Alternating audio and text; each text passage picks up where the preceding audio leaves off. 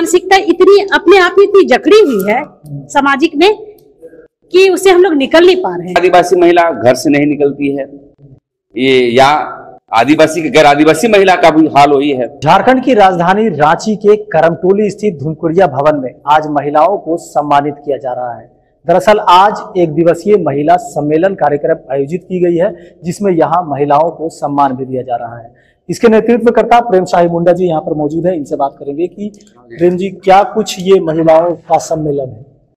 देखिए, आज आदिवासी जन परिषद महिला मोर्चा का रांची महानगर कमेटी का आज एक प्रभारी नियुक्त किया गया है। वो अध्यक्ष समझिए, जो संगीता तिर्की हैं, ये हमारे बैठी हुई हैं।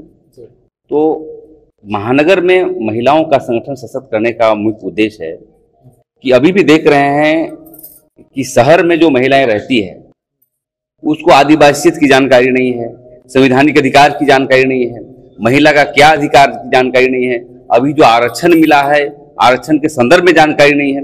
ये सब सभी चीज़ों को जागरूकता करने के लिए हम लोग एक सम्मेलन किए हैं और आने वाला समय में हम गेस्ट के रूप में आए हैं। तो आने वाला समय में देखिए कि महानगर, सिर्फ महानगर के लिए, जिला को नहीं बुलाए हैं, महानगर कमेटी में भी मजबूती के साथ देखने को मिलेगा।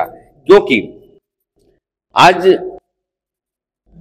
भारत के प्रधानमंत्री के द्वारा एक बिल पास हुआ है महिला बिल को लेकर के, आरक्षण मिलेगा आपको 33%।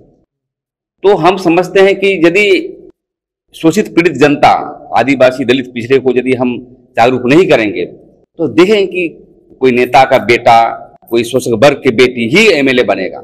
इसी कड़ी को लेकर के आज हम एक प्रयास है कि रांची महानगर में एक कमेटी का गठन करके वार्ड वाइज जो है हम लोग इसको तैयारी करवाएंगे और आने वाला समय जो हमारा रणनीति होगा इसी में क्षण के बाद आएगी। तो इन्हीं के द्वारा जो है आने वाला समय वार्ड का चुनाव है, आने वाला समय एमएलए का चुनाव है, मेयर का चुनाव है, उसी की कड़ी में हम लोग तैयारी कर रहे हैं।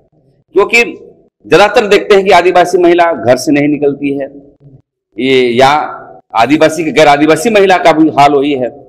तो सबसे पहले हम आदिवासियों की इसलिए बात कर रहे हैं कि इनको एक आर्थिक, सामाजिक, सांस्कृतिक और राजनीतिक जागरूकता करते हुए आज हम लोग गठन किए हैं और एक दायित्व भी दिया गया है इनको कि अविलंब 2 महीने के अंदर जितने 51 वार्ड है सब जगह छोटी छोटी सम्मेलन करके उसको सशक्त बनाना है, ताकि आने वाला समय में एक झारखंड में एक नया परिदृश्य देखने को मिलेगा।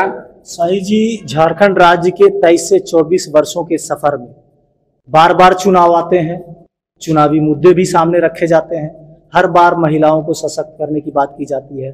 बावजूद आज तक ये सिलसिला जारी है कि महिलाओं को सशक्त किया जा रहा है। तो महिलाएं सशक्त क्यों नहीं हुई अब तक? ये जरूरत क्यों पड़ रही है बार बार? देखिए, इसमें मैं सरकार का दोष तो नहीं दूंगा, मैं दोष दूंगा समाज को। समाज और सरकार दोनों दोषी है। सरकार को पॉलिसी निर्माण करना है इनके लिए बढ़ने के लिए, और घर में जो रहती हैं महिलाओं को हमेशा देखते हैं, बोलना नहीं, पुरुष मैं भी हूँ, महिला भी है, पुरुष वर्ग हमेशा शोषण के दृष्टिकोण से काम करता है। यदि उनको मीटिंग में जाना हो या कोई अधिवेशन में जाना हो तो पहले काम कर लो, पहले मतलब थाली बर्तन बात लो, भात पका लो, उसके बाद जाना।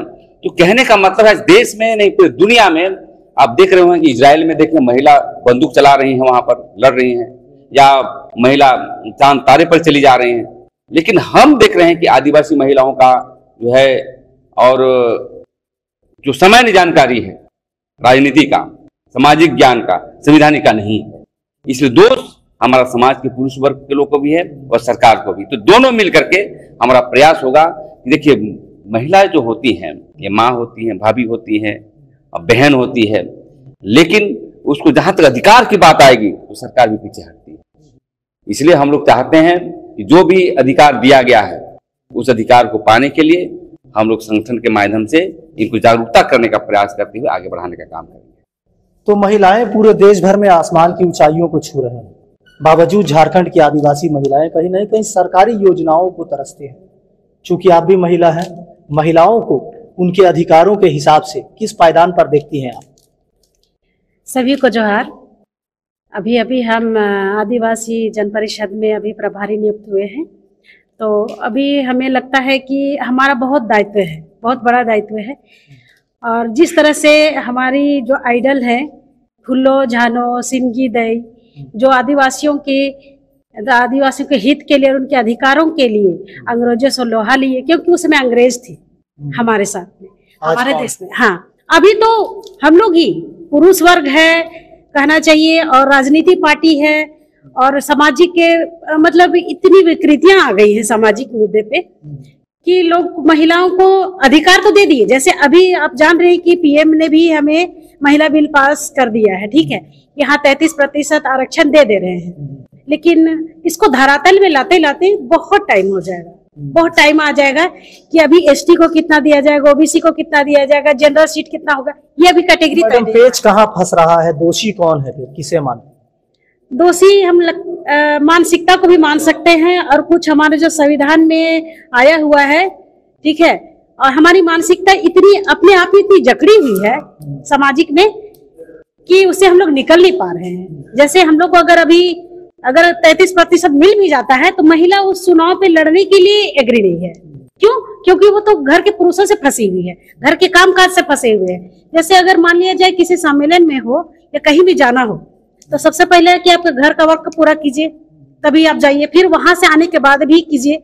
और उस दौरान, क्योंकि सम्मेलन में अब औरत और मर्द सभी होते हैं, तो अगर किसी से बोल लिए या कोई छोड़ दिया कि हम तो आगे ही जा रहे हैं, कोई पुरुष अगर बोले कि हम तो आपके घर के आगे जा रहे हैं, हम उनको आपको छोड़ देते हैं। वहां 10 समाज, उसी समाज के लोग 10 लोग देख लिए, फिर बोले अरे आपकी औरत को आप छूट दिए है ना, गई थी, पता कौन छोड़ा उसको? एक आदमी छोड़ा। ठीक, तो हमारी मानसिकता से हम लोग जकड़े हुए हैं। तो या तो औरत लड़के घर से निकल जाती है, या तो फिर वो वही फंस जाती है और वो उसका एंड हो जाता है। बहरहाल बाबा साहब भीमराव अंबेडकर ने संविधान का निर्माण किया और कहीं न कहीं उसमें समानता का अधिकार को भी दर्शाया है।